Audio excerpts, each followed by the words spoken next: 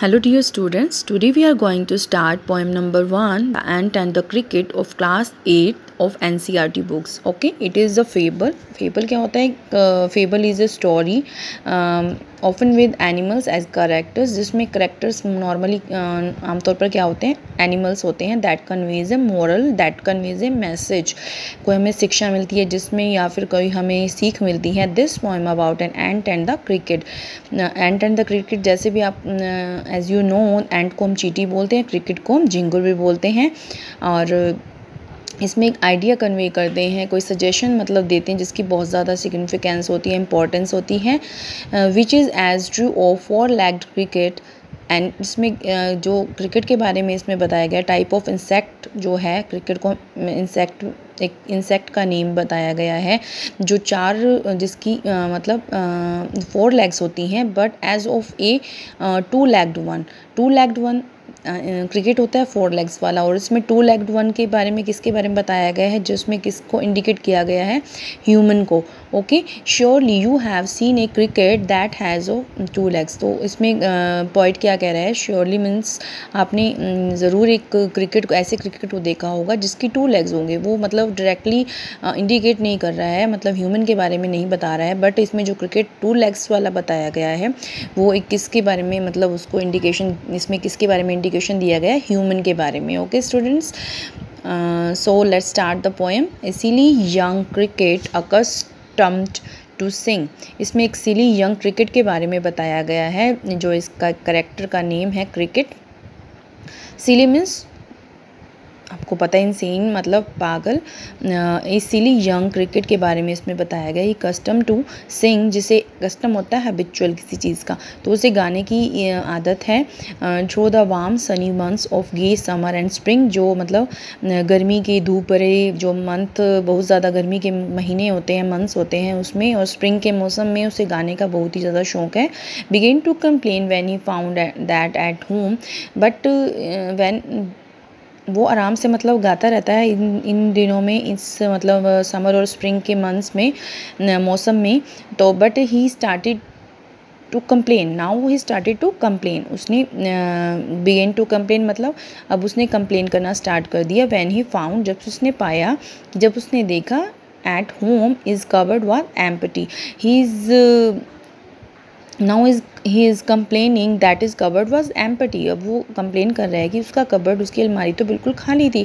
And winter was कम, और winter आ गई है, उसकी अलमारी में खाने के लिए कुछ भी नहीं है. Not a crumb to be found, not a piece of bread. Crumb का मीनिंग क्या है यहाँ पे, piece of bread.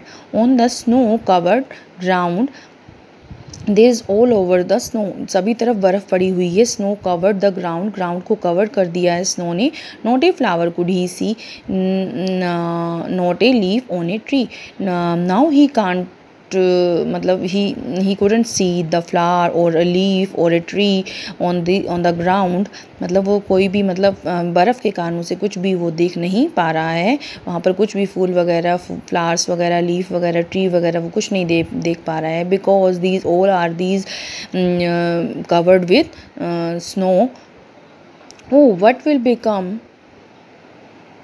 So when he sees that when he can't see, when he couldn't see the flower or a leaf or a tree, now he was very fearing that he was on which he can survive, कि वो कैसे जी पाएगा, how he can survive, कैसे जी सकता है इन चीज़ों के, अपने खाने के बिना. oh what will become, अब क्या होगा. says the cricket, क्रिकेट ने कहा, of me, अब मेरा क्या होगा. of me means अब मेरा क्या होगा. what's about me. At last by starvation and famine made bold. At last, बाद में क्या हुआ, स्टारवेशन का मीनिंग आपको पता ही है, लैक ऑफ फूड, जब खाने की कमी हो जाती है. फेमाइन मीन्स ड्रॉट, अकाल पड़ जाता है. मेड बोल्ड,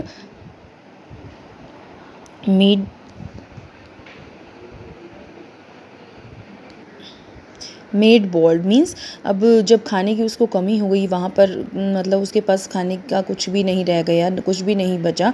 मेड बोल्ड मतलब उसने अपने आप को कंसोल किया, consoled himself all dripping with weight, पानी से बिल्कुल गीला हुआ जब बारिश स्टार्ट हो गई, when it is raining and all travelling with cold, and he is, वो ठंड से काँप रहा था, ट्रैवलिंग होता है shivering, and away he set off to a miserly ant, तो उसके बाद उसने क्या डिसाइड किया, he decided to go to a miserly ant, ant के पास जाने का उसने सोचा, to see if to keep him alive he would grant, तो वो कह रहे हैं दैट हो सकता है, मतलब परहैप्स कि जो एंट है उसकी मदद कर दे, ही वुड ग्रांट मतलब वो उसकी हेल्प कर दे, ही वुड हेल्प एंड जिससे वो जी सके, his him shelter from rain and mouthful grain, हो सकता है कि वो उसको रेन से बचने के लिए शेल्टर दे दे, और माउथफुल ग्रेन मतलब खाने के लिए कुछ अनाज दे दे, and he wished only to borrow he would repay